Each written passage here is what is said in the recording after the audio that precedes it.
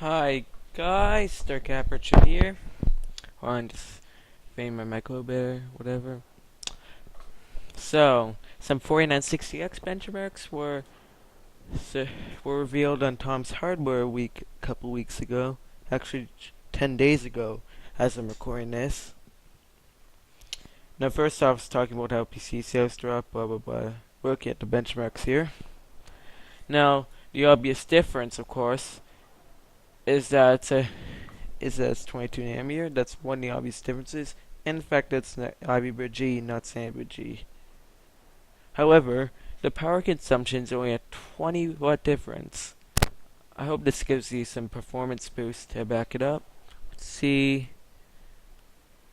Test setup. I don't care.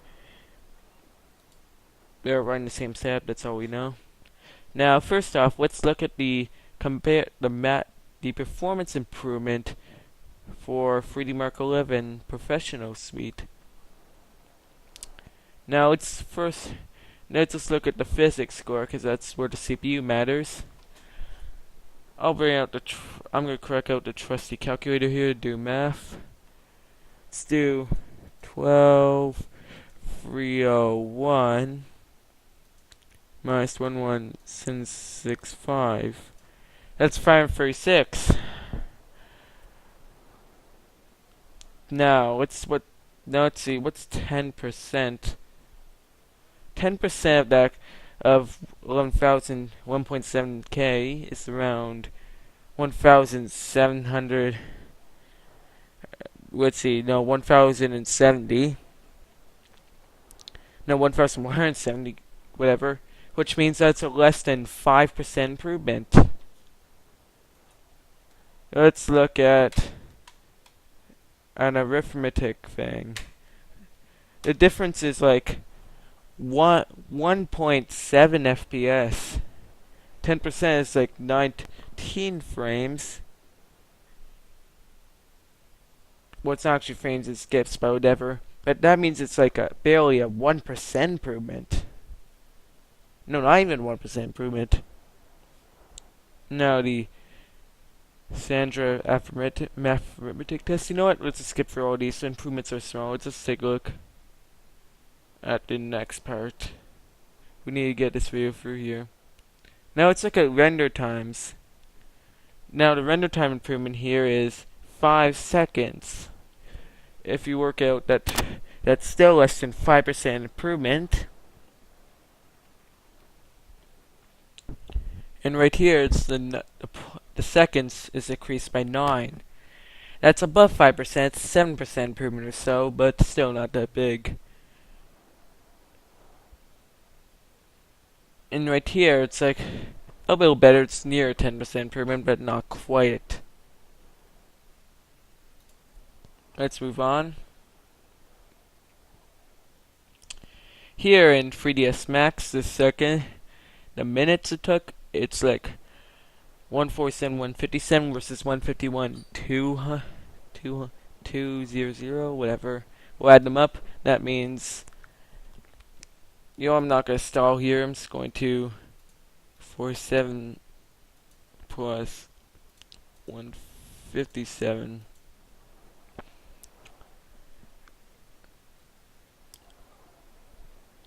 I know it. No, it's like 4-second and 3-second improvements. This math isn't going to show anything. So it's like 4-second and 3-second improvements, which would translate to less than 5% again. Here in Blender, it's an 8-second difference. Still below 5% because it's like still below 5%. Maybe higher, don't know. My math is just like an estimate, so it's obviously sketchy. Now let's look at Cinebench. Now look at AMD because they bought Intel apparently hacks the score up. So let's look at this. The 4960X gets a whopping 0.4 score improvement in the multiple threaded, and the single thread's like non-existent, which would mean it's again less than 5%. What is up here? Let's get out of here. Where's gaming? Well, no, they don't have gaming here. For some reason. But we'll just look at more things. Time. That's a 2 second improvement. Like, what? Less than 5% again. And here, for some reason, of course, it can beat the Haswell, but don't know, probably just glitchiness. And again, this is less than a 5% improvement. 2 seconds. That's all you're getting for another $1,000. And here, 14 seconds. That's like that's like less than a 1.2. That's around like a 1.5% improvement. And here, in maximum threads available, there's like around 207 extra threads apparently, which would mean that's less than a one. That's like around 1% improvement or so. Compression apps. Again, now you know what? Here's a good improvement. This is like a above 10%. Finally. Here we seem to see some more substantial. Nope, it's like less than. It's like 1.1 seconds. That's like nothing. You get the idea here.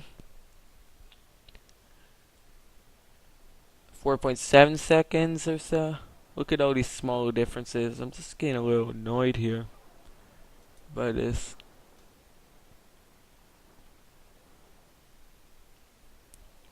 Let's see. All these benchmarks. Again, small improvements. I look at any notable ones. Can't really see any notable improvements.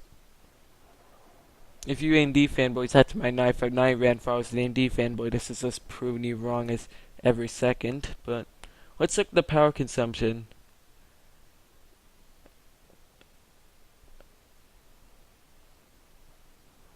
As you can see, it is lower. But how lower is it? I'll say around 70 watts more. In some cases, not. It's very close. In fact, in some cases, the 3970X actually consumes less power. So, it really doesn't consume it.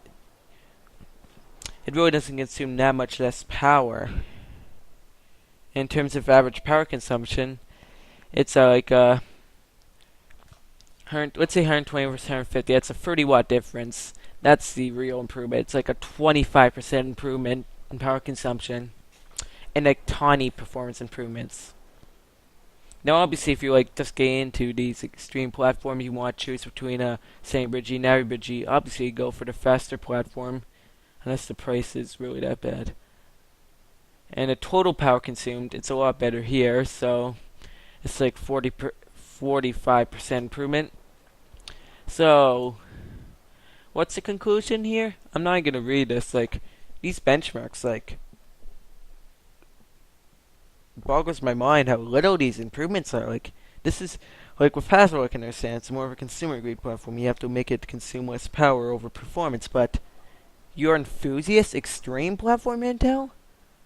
Are you kidding me? Like, no. Your enthusiasts don't care about power consumption.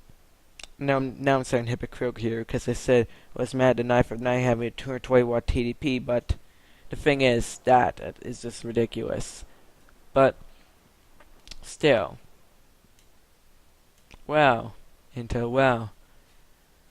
150 watts was fine for power consumption. You're hitting that sweet spot for an extreme platform, but this, Intel, focus on the performance, not the power consumption. Again, I can understand that for Haswell, but Haswell had bigger performance improvements over Ivy Bridge, consumed less power, and it's on the enthusiast platform. Just wow, Intel. I hope these benchmarks are false, and when it actually comes out, they're a lot better, because as of now, the 4960X doesn't look very good at all.